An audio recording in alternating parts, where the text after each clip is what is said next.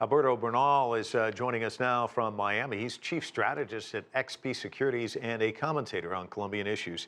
A lot of folks wondering what this election will mean for the peace deal with FARC. Of course, he said he doesn't want to tear up the agreement, to shreds at least, but he has made it clear that the Colombia peace agreement, there needs to be peace meeting justice. Some are suggesting if he makes too many changes, it could send the country sprawling or spiraling back into war. What do you make of all of this? Hi, Mike. Thanks for having me. Well, Duque ran on a platform of making changes to the agreement, so he's going to have to deliver on at least some parts of his promises. My sense is that, changing the whole thing completely is impossible. Not least because the peace accord was a constitutional change. It has already been approved by the Constitutional Court as a whole project, let's put it that way. So it's going to be very, very hard to just change the whole thing. What you can do, however, is that you can change some of the aspects of the implementation of the agreement.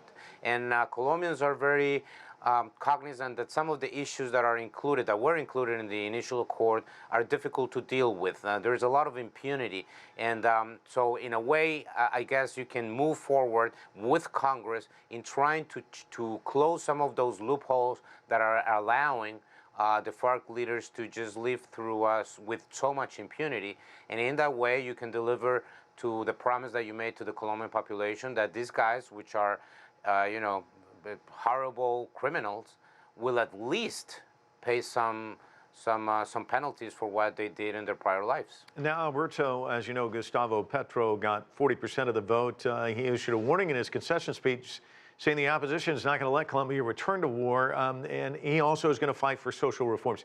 So you've got 40% going for him, obviously a much larger number going for Ivan Duque. How does he go about uniting this divided country? Well, Duque is going to have to follow through with a very inclusive language.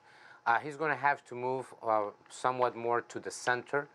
To me, looking at the numbers, the governability of Duque is assured. I mean, he has about 67% support in the Congress, in the current Congress, and he will have probably about 70% support in the lower house. So he will have the capacity to pass reforms. That's very important, and that should help on the economic from the economic standpoint. Because let's keep in mind that a large portion of the people that voted for Petro are people that are disenchanted with the system. So what Colombia needs is better jobs, more growth, etc., etc. So my sense is that if Duque is able to deliver on these reforms and Colombia is able to generate more growth, then he's going to be able to bring more people together and reduce some of the polarization that is currently affecting the Colombian population. We've got a little less than a minute. The Bogota Post came out with an editorial that questions really whether or not the ELN agreement could go forward. You know, these peace talks going on in Cuba. This might actually put a crimp on that. Do you agree?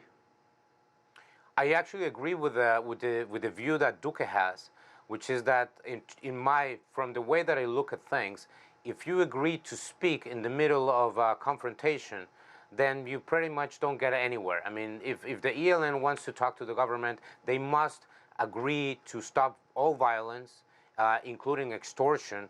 And my sense is that the Duque administration is not going to back down on that issue, and I hope they don't.